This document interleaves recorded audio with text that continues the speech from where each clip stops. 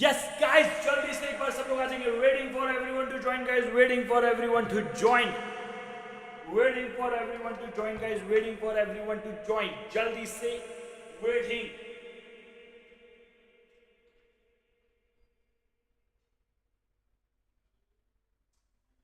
जल्दी आ जाएंगे and we are good to go with our भाई साहब. हमारे शुरू करेंगे हम लोग हमारी कहानी को. Yes, good evening, good evening, good evening guys. Good evening, good evening, good evening guys. जल्दी से एक बार सब लोगों का आने का वेट कर रहा हूं मैं. ओ वेट कर रहा हूं मैं, वेट कर रहा हूं. Today is my birthday. Huma Parveen ji, आपको जन्मदिन की बहुत बहुत शुभकामनाएं. बार बार ये दिन आए, बार बार ये दिन गए, है ना. हाँ, तो भैया ऐसा चलो चलो. Yes yes yes yes yes, waiting for everyone to join guys. कैसे हो रहे सब लोग, कैसे हो रहे सब लोग. अच्छा, थोड़ा थोड़ा पढ़ा क्या सब लोगों ने. अरे सर, कैसी गंदी गंदी अश्लील बातें कर रहे हो आप. पढ़ाई भी कोई की जाती है क्या सर. कैसी गंदी गंदी अश्लील बातें कर रहे हो आप, है ना. पढ़ाई भी कोई की जाती है क्या है ना. क्यों ऐसा ही सोच रहे हो, क्यों गधो. हाँ या ना. चलो, just one second, there are some few changes are going on because of which समय लग रहा है, लेकिन ये समय बदल देंगे. ठीक है, चलिए सरकार शुरू करते हैं. Hey guys, hey guys, hey guys, Jatin Nevla this side from Vishnu. स्वागत, नंदन, अभिनंदन टू एवरीवन. आप सभी लोगों का बहुत बहुत स्वागत है. तो भाइयों और उनकी बहन. ठीक है, कल हम लोगों ने पढ़ा था हमारे थोड़ा सा हम लोगों ने बैकग्राउंड पढ़ा था क्या. हाँ सरकार, कल हम लोगों ने थोड़ा सा बैकग्राउंड पढ़ा था. ओके भैया, अब यहाँ पर एक बात समझिए. कल हम लोगों ने थोड़ा बहुत पढ़ा था, हम लोगों ने एक्चुअली कल सिर्फ बैकग्राउंड पढ़ा. ठीक है, ईमानदारी से बताऊं, कल हम लोगों ने सिर्फ सिर्फ बैकग्राउंड पढ़ा था कि यार देखो क्या हो रहा है, कैसे हो रहा है. ठीक है, हमें क्या क्या करना है, what should be are like पहले क्या क्या हुआ है. तो हम लोगों ने जो है वो सिर्फ और सिर्फ, अगर आप देखोगे तो हम लोगों ने सिर्फ और सिर्फ बैकग्राउंड पढ़ा था. अब हम आगे बढ़ रहे हैं. ठीक है, अब आपके सामने पूरे चैप्टर की पीडीएफ खुली हुई है. सर ये चैप्टर की पीडीएफ हमें कैसे मिलेगी. आप लोग मेरे नोट्स को ले सकते हो, चाहे तो हार्ड बुक्स में ले सकते हो या फिर सॉफ्ट कॉपी में आपको टेलीग्राम के ऊपर अवेलेबल ऑलरेडी होगा. यस, तो यार हम लोग चालू कर रहे हैं इंडियन इकोनॉमी में. हम लोग पहले बात करेंगे प्री इंडिपेंडेंस पीरियड की. 1850 से लेकर 1947 की बात करेंगे. हाँ जी सरकार. अब यहाँ पर आओ सर, यहाँ पर हम लोगों ने कल बहुत सारी बातें करी थी कि हाँ भैया हिंदुस्तान महान है. अच्छा, आपने सुना होगा हिंदुस्तान इज कंसिडर्ड सोने की चिड़िया. यस, तो आप देख सकते हो कि भैया पहले बनाता था कि 1/3 या 1/4 वर्ल्ड की वेल्थ को, अबे हम पूरे विश्व की एक तिहाई या एक चौथाई, 1/3 या 1/4 वेल्थ को हम लोग मैनेज कर, हमारे पास थी. तुम्हें लग रहा है तुम्हारी शक्ल दिखेगी अपन इतने मिलते हैं. ठीक है, तुम्हें लग रहा है कि हम इतने मिलते हैं. अरे हाँ बाबा, हम इतने मिलते हैं. ठीक है, यस सर, तो हमारे पास था. ऑल्दो हमारे पास, अब आप देखोगे तो हमारे अंदर जो थे सेल्फ सफिशिएंट विलेजेस थे. यानी विलेजेस के अंदर क्या होता था, मतलब ऐसा होता था जैसे आज हम बहुत ज्यादा इंपोर्ट के ऊपर डिपेंडेंस है. आज हमारे बहुत सारी चीजें चलती, पहले ऐसा नहीं था. हमारे सेल्फ सफिशिएंट विलेजेस थे. करेक्ट. एंड भैया इसके साथ सारी चीजें होती थी क्या. हाँ जी सरकार. अच्छा, अब यहाँ पर क्या होता था सर, हमारे देश में बहुत सारी चीजें थी. हाँ भैया, बहुत सारे स्किलफुल लोग थे.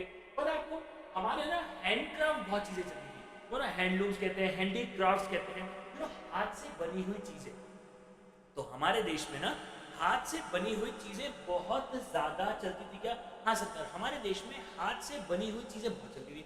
और इस तरह के बहुत सारे लोग भी थे हमारी कंट्री के अंदर, बहुत सारे लोग थे. लेकिन फिर इसके अंदर कुछ समस्या आई जिसके बारे में हम लोग अभी यस, पहले हम पढ़ रहे हैं ancient economy philosophy of India. अब ये कब की बात होगी सर, ये तो बहुत पुरानी बात है, ये आज की बात नहीं है. नहीं नहीं नहीं नहीं नहीं, ये तो सालों पुरानी बातें हैं रे बाबा.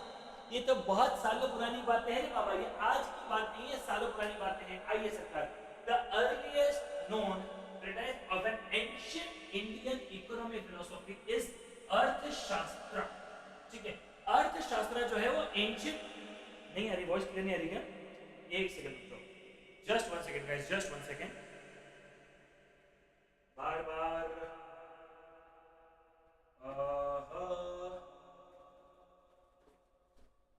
1 minute guys, 1 minute, just 1 minute, just 1 second. Audio clear नहीं आ रहा है, just give me a second guys, just give me a second. चलो एक सेकंड,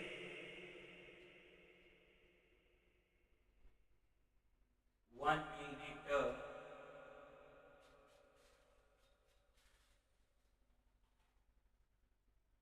ओहो कहाँ हो तुम?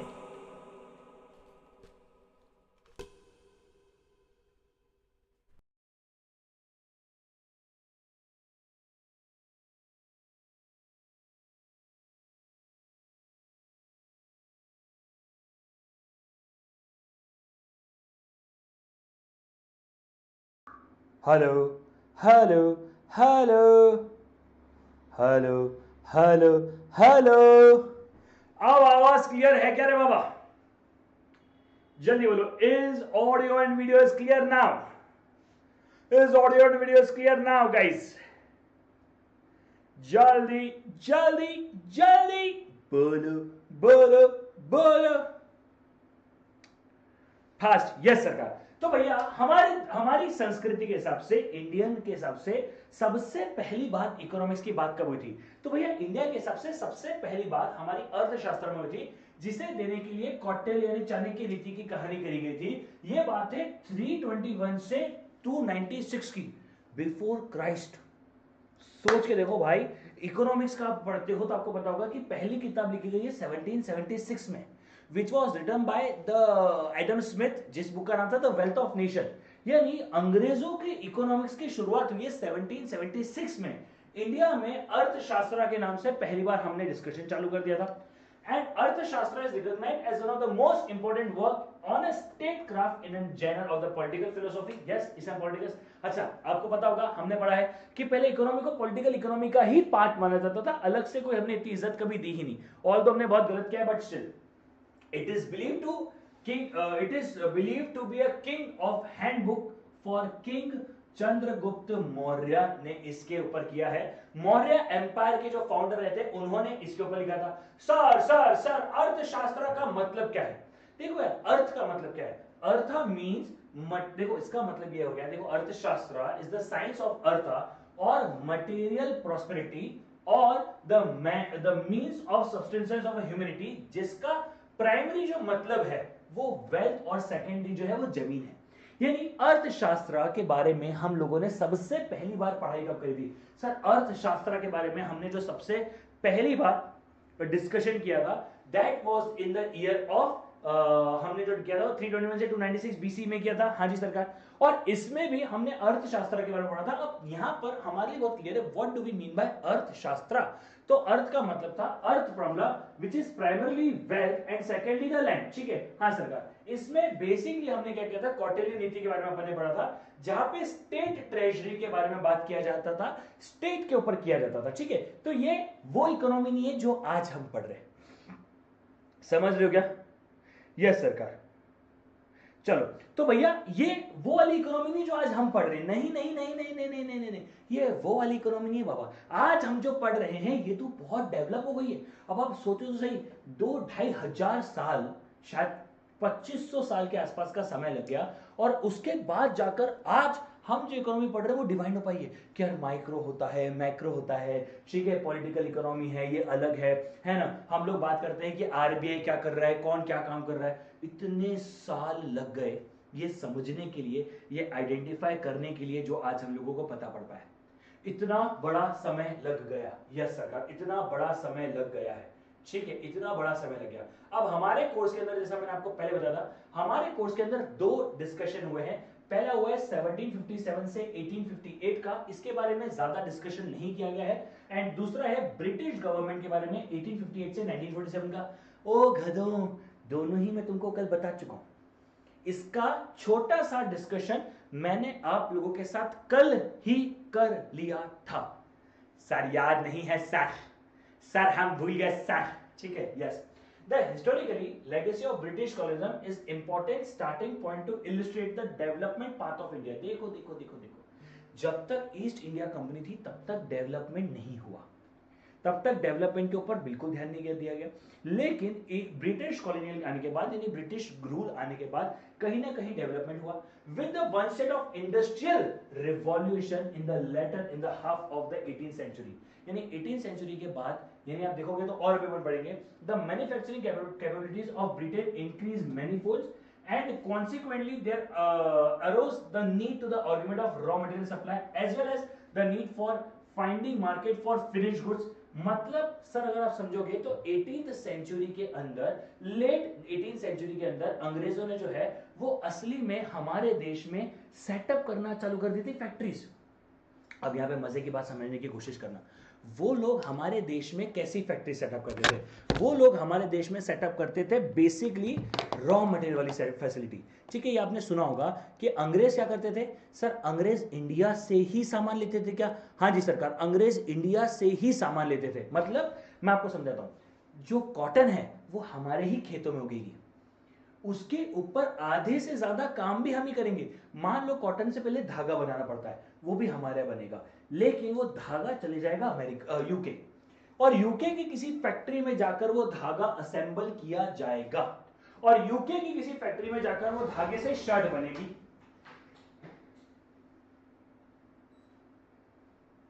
मतलब शर्ट या फिर जो भी बनाना है वो बनेगा, और फिर से इंडिया में वापस आकर बेचा जाएगा। ये बात आपने बिल्कुल सही पढ़ी है, और यही तो हम समझ रहे हैं।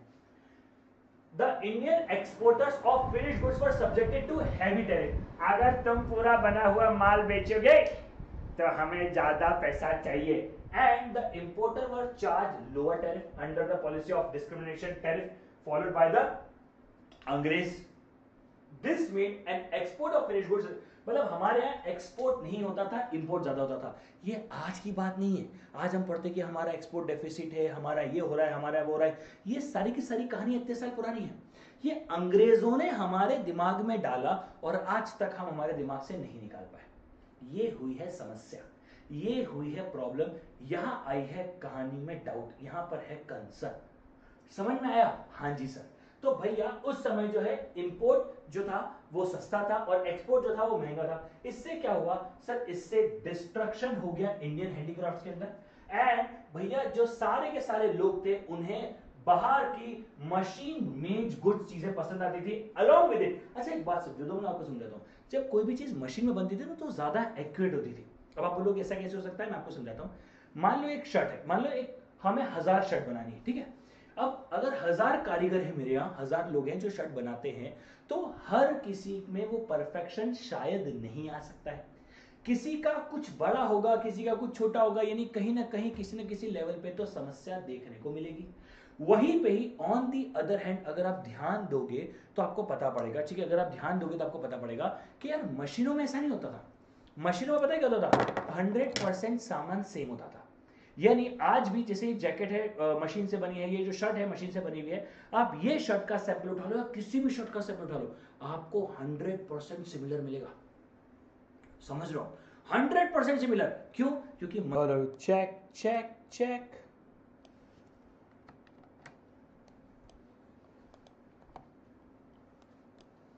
चेक चेक चेक,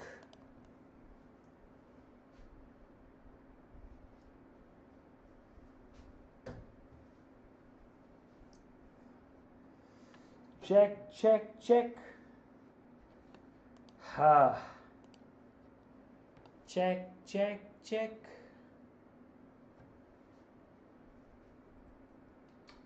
इस ऑडियो वीडियो के लिए क्लियर गाइस? जल्दी बता दो एक बार कमेंट करके, ऑडियो और वीडियो दोनों क्लियर है?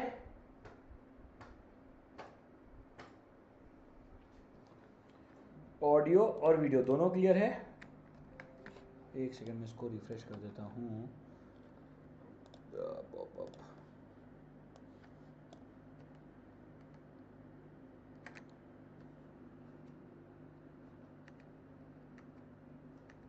एक सेकंड। हाँ,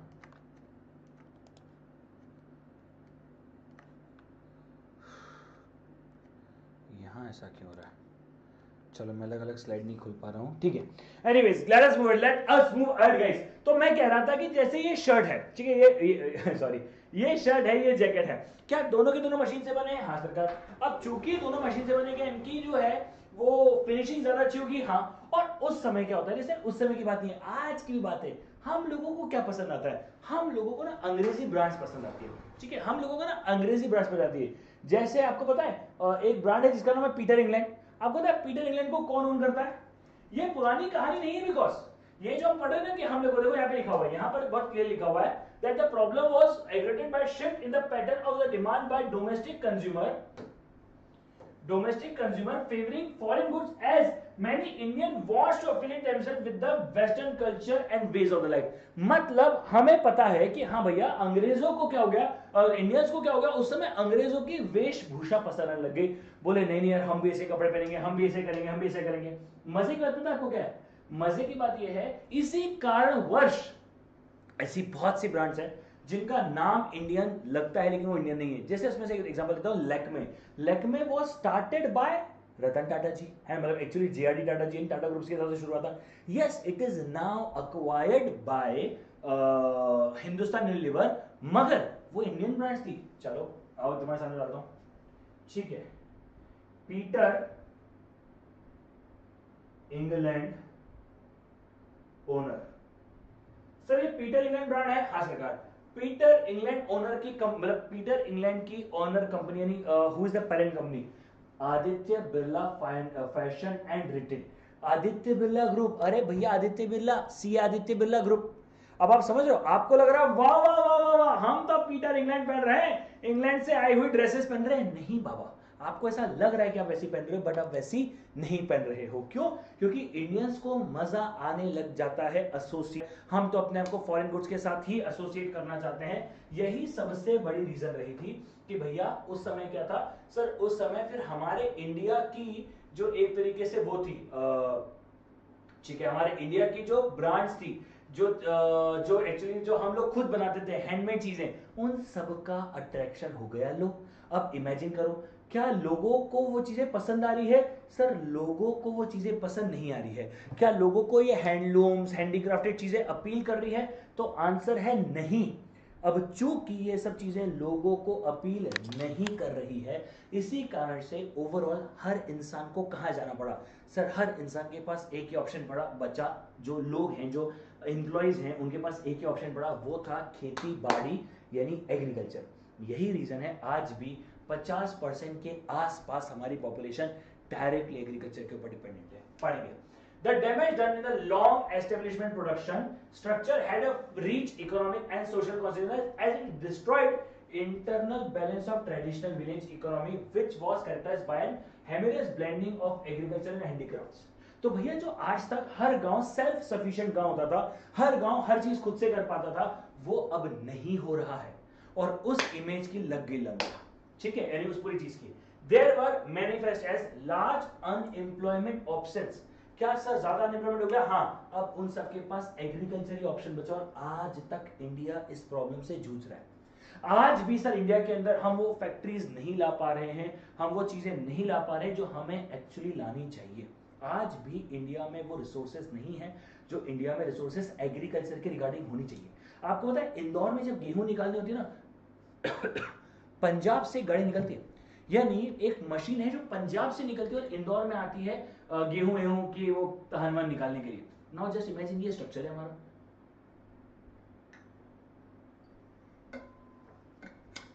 सोचो वो जो गाड़ी है वो सिर्फ पंजाब से इंदौर तो नहीं आती होगी, बीच में सारे शहरों में होते हुए आती होगी। ये सब इश्यूज है आज भी। The increased pressure on land cost subdivision and fragmentation of land holding, substensive farming, reduce agriculture productivity and poverty। भैया बहुत सारी चीजों के चक्कर में प्रोडक्शन भी गिर रहा है, ठीक है। The imports of cheap machine of imported goods made survival of domestic industries all the more difficult। मतलब साला पहले ही लगी पड़ी थी और लंका लगा दी गई, ठीक है। हाँ सरकार, ये आज हम जो देखते हैं, मैं आपको बता रहा हूं, आज हम जो पढ़ते हैं, ये आज हम सिर्फ आउटकम पढ़ रहे हैं बाबा, ठीक है, आज हम सिर्फ और सिर्फ आउटकम पढ़ रहे हैं। ये सरकार, the system of land tenure specially the zamindari system created a class of people whose interests were focused on preparing the British rule. तो भैया बहुत सारे लोग बन गए। हाँ, अब उस समय क्या हो गया, लोगों के पास पैसा नहीं था, सर पैसा नहीं था, पर खेती बाड़ी करनी है, पैसा लेना पड़ेगा, जमींदारी सिस्टम से लेकर सारे सिस्टम बने, ठीक है। excessive pressure on land increase the demand for land under tenancy and the zamindari got, ये मैं आपको ऑलरेडी समझा चुका हूं. Efficiency, landism, high indebtedness of agriculture, growth of a class. देखो भैया उस समय क्या हुआ, मैं आपको ऐसे शॉर्ट में समझा देता हूं. उस समय क्या हुआ, जितने भी लोग थे, ठीक है अब समझना, जो हमारे असली किसान थे, क्या वो इतने पढ़े लिखे थे? तो आंसर है नहीं, वो लोग इतने पढ़े लिखे नहीं थे. अब चूंकि वो लोग इतने पढ़े लिखे नहीं थे, तो जितने भी जमींदार थे, क्या उन लोगों ने इस बात के बहुत फायदा उठाया? हाँ. अब मैं आपको बड़ा चढ़ा के नहीं बता रहा, लेकिन बहुत नॉर्मल बात बता रहा हूं. अगर एक आदमी ने 10,000 रुपए का लोन लिया, वो आदमी 30-40 हजार रुपए चुका देता था ना, तो भी उस आदमी का डेट खत्म नहीं होता था. मतलब इस तरह से ये सिस्टम बनाया गया ब्याज चूसने का, ये किसी आदमी को निचोड़ लेने का, कि भैया उस आदमी से तुम 3-4 गुना पैसा ले चुके हो, उसके बावजूद भी तुम्हारे कलेजे को ठंडक नहीं पड़ रही है. सोच के देखो एक बार के लिए सिस्टम. और ये सब क्यों हुआ? हमारा देश एग्रीकल्चर के ऊपर इतना डिपेंडेंट क्यों हुआ? क्योंकि हमारे देश के महान लोग जो थे, उन्होंने मेड इन इंडिया प्रोडक्ट्स को छोड़ा. इसीलिए बापू को समझ में आया, महात्मा गांधी जी को, उनको समझ में आया कि सबसे पहली चीज है हमें स्वदेशी प्रोडक्ट्स को एक्सेप्ट करना पड़ेगा. इसीलिए उन्होंने स्वदेशी मूवमेंट चालू किया था. ऑब्वियसली बात है, स्वदेशी मूवमेंट एक हिस्टोरिक मूवमेंट है, तो उसका इकोनॉमी से लेना देना नहीं है. लेकिन अब तुमको समझ में आ रहा है स्वदेशी मूवमेंट क्यों लिया गया होगा?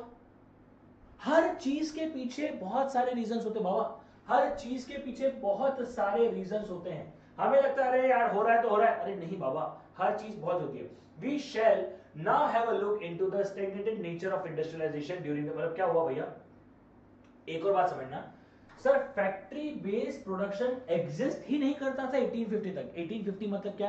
1850 मतलब ये तुम्हारे ईस्ट इंडिया कंपनी के समय तक. ईस्ट इंडिया कंपनी ने इंडिया में कोई ऐसा डेवलपमेंट नहीं किया, ईस्ट इंडिया कंपनी ने इंडिया को कोई ग्रोथ नहीं दी, यानी ईस्ट इंडिया कंपनी ने इंडिया में कुछ ऐसा बढ़ा चढ़ा के नहीं दिया, करेक्ट. लेकिन जब ये आए ब्रिटिशर्स आए, तो उन्होंने मिड 19 तक बहुत अच्छी खासी फैक्ट्रीज लगा दी. Cotton milling business grew steadily throughout the second half of 19th century and achieved high international competitiveness. ध्यान से सुनना, the cotton mill industry in India had 9 million spinsters in 1930s, which placed in the 5th position globally. यानी mid 90s तक तो भैया, पहले mid मतलब 1850s तक तो हमारा कोई अस्तित्व ही नहीं था. हम लोग फैक्ट्रीज में थे ही नहीं. क्यों? क्योंकि हम लोग थे हैंडलूम के अंदर, हम घर में बनाएंगे, स्वदेशी मूवमेंट और ये सब चीजें चल रहा था. लेकिन इवेंचुअली क्या हुआ सर, जब हमारे देश में फिर फैक्ट्रीज बनना चालू हुई, अंग्रेजों ने फैक्ट्रीज बनाई. यहां पर मजे की बात है, यस अंग्रेजों ने फैक्ट्री बनाई, लेकिन हमारे ही देश की कॉटन को हमसे ही मेहनत करवा के बाहर लेके जाकर थोड़ी सी जरा सी मेहनत करके वापस इंडिया में लाके बेचा जाता था. हमारी कॉटन, हमारे मजदूर, हमारी इनिशियल फैक्ट्रीज, सारा का सारा काम मेजरली हमने किया. बाहर लेके गए, टैग लगाया और बेचा. ये हुआ हमारे साथ. Jute mill also expanded rapidly in around Calcutta in response to mounting global demand for the ropes and other production, and Indian jute occupied a large share of international market share.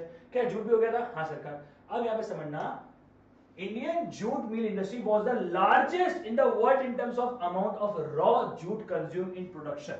मतलब अच्छा इतना ही नहीं, brewing, paper milling, leather making, matches, rice milling, ये सारी की सारी industries भी जो थी ना, वो हमारे देश में हम लोग टॉप में आ गए थे.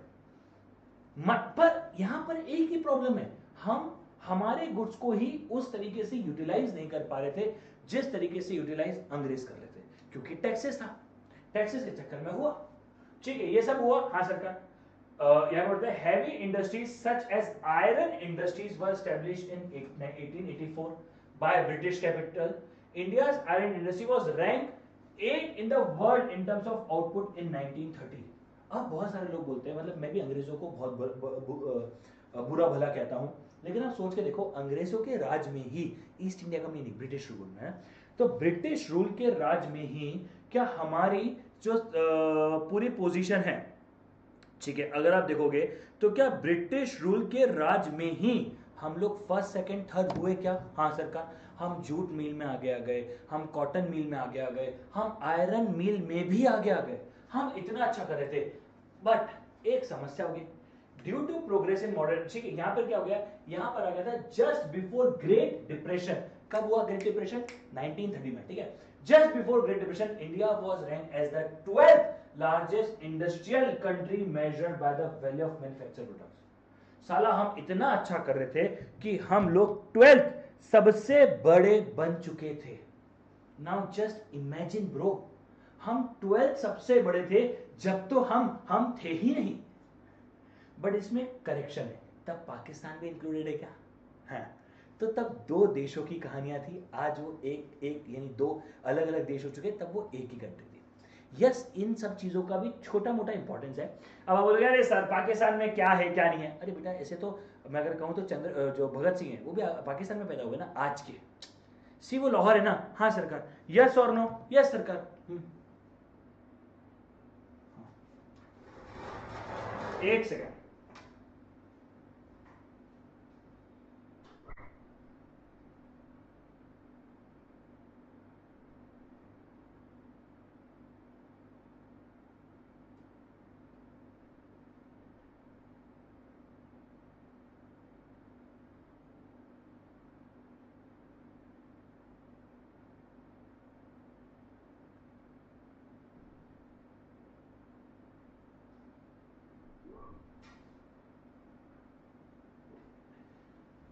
तो अगर आप समझने की कोशिश करोगे तो भैया हम चाहे अंग्रेजों को कितना ही बड़ा बुरा कह दें, क्या उन सब की तरफ हुआ? हाँ सर, किंग्स ने कुछ नहीं किया क्या? बहुत ही बढ़िया क्वेश्चन है कि राजाओं ने क्या किया फिर सर हमारी इकोनॉमी को लेकर। देखो ये वाली बात तो मैंने कल भी कही थी, ठीक है, मैं वापस से रिपीट करता हूं। ऐसा नहीं है कि राजाओं ने कुछ नहीं किया, लेकिन राजा तो हमेशा बिखरे हुए रहने यार। अगर आपको याद हो तो कल मैंने इंडियन इकोनॉमी को शुरू करने से पहले जब हिस्ट्री बताई तब शुरू ही 1526 से करी थी। ऐसा नहीं है कि उससे पहले कि मैं हिस्ट्री को डिस्कस नहीं कर सकता था, बहुत सारी पिक्चरें बनी हुई, ठीक है, बहुत सारी पिक्चरें बनी हुई है। अब आप समझने की कोशिश करोगे, हर राजा का अपना अपना एरिया था और हर राजा अपने अपने एरिया में ही काम करते थे। यहां पर कंट्री कहां है? कंट्री तो तब आई जब भले मुगल्स आए, उन्होंने कैप्चर करना चालू किया, उसके बाद अंग्रेज आए, उन्होंने पूरा कैप्चर किया। तो उससे पहले था क्या? नहीं सरकार। सर हैंड रिटन नोट्स लिखवा दो चैप्टर के। बेटा अगर मैं हैंड रिटन नोट्स लिखवाने बेटा ना तो अपना कोर्स खत्म होने में 1-1.5 साल लग जाएगा। समझ रहे हैं? मिनिमम मिनिमम, ठीक है। हाँ तो यार एक बात समझ में आया आपको, मतलब 1930 में अगर वो the great year of depression नहीं आता तो उससे पहले हम 12th लार्जेस्ट हो गए थे। प्रोबेबली हम और आगे बढ़ रहे थे, प्रोबेबली हम आगे बढ़ ही रहे थे, हम शायद और भी आगे आ जाते। यहां पर कुछ बातें हैं, स्टिल हम लोग ग्रो नहीं कर रहे थे। सी हमारे यहाँ प्रोडक्शन हो रहा था, लेकिन उस जीडीपी का हम क्या करेंगे? और जैसा मैंने कहा था पाकिस्तान और हिंदुस्तान दोनों की मिलाकर हम 12th पे थे, है ना? तो जब दोनों को मिलाकर 12th पे थे तो वो एक अलग कहानी होती है क्या? हाँ भाई, अब तुम दोनों कहानी को मिक्स तो ना कर सकते। हाँ सरकार। The producer goods industries, however, did not show high level of expansion. Perhaps the most important factor that lead to the states of affair was the presence exerted to English producer in matter of the policy formation and positively discourage the development of industries which were likely to compete with the England producer. ये तो common sense था, ये सब बातें पढ़नी नहीं चाहिए, क्योंकि अरे भाई कोई भी ऐसी चीज कैसे ग्रो होने देगा जो तुम्हारे अगेंस्ट में। अगर आज की तारीख में मैं खुद अपने आप को इमेजिन करके देखूं, ठीक है, मैं अगर मैं खुद को रख के देखूं एक पल के लिए, अगर मैं खुद को रख के देखूं यार, मुझे लगता है बहुत बार तो कि यार मैं कैसे खुद को रखूंगा, अगर मैं अंग्रेज होता तो मैं वो फैक्ट्रीज कैसे डेवलप होने देता जो मेरी है, तो मैं इंडिया में वो फैक्ट्रीज डेवलप होने देता क्या? नहीं सरकार। अब देखो बहुत सारे नंबर्स याद नहीं होंगे बट ठीक है, समझ में आया आजादी से पहले की कहानी। आजादी से पहले की अगर आप कहानी पढ़ोगे तो आपको समझ में आएगा कि हाँ भैया there were lot and lot of things, ठीक है। अब यार एक काम करता हूं, आज आगे नहीं बढ़ता हूं, क्योंकि अब मैं अगर मैं पोस्ट इंडिपेंडेंस चालू कर दूंगा, वैसे तो आज अपना टारगेट था कि अपन पोस्ट इंडिपेंडेंस को खत्म करेंगे, मतलब शुरू करेंगे, लेकिन पोस्ट इंडिपेंडेंस को आज इसलिए शुरू नहीं कर पाएंगे बिकॉज बचे हैं 5 मिनट। 5 मिनट में कुछ भी नहीं होगा और बीच में लाइट जाने के चक्कर में आपको पता है क्या समस्या हो गई थी, ठीक है। तो आज जो है वो मैं यहीं पे ही रोक रहा हूं, ठीक है, बट कल हम लोग पोस्ट इंडिपेंडेंस से शुरू करेंगे। भाई आपको नोट्स बनाने की यानी आपको कॉपी बनाने की कोई जरूरत नहीं है, ये नोट्स जो है उसे डाउनलोड करो और एंजॉय करो। अब इसमें आप सोच क्या रहे हो, समझ रहे हो क्या? अब आप सोच क्या रहे हो, इन नोट्स को बनाओ और उसे एंजॉय करो। आपके पास ये नोट्स पीडीएफ फॉर्मेट में अवेलेबल है, इन्हें एंजॉय करो, बस दैट्स इट, ठीक है। तो चलिए आज के लिए इतना रखते हैं। I think that's it. Thank you so much for watching this. Bye bye, take care, so guys, मिलते हैं, चलो बाय बाय। एक बार के लिए रीड आउट कर लेना, तभी जाके मजा आएगा।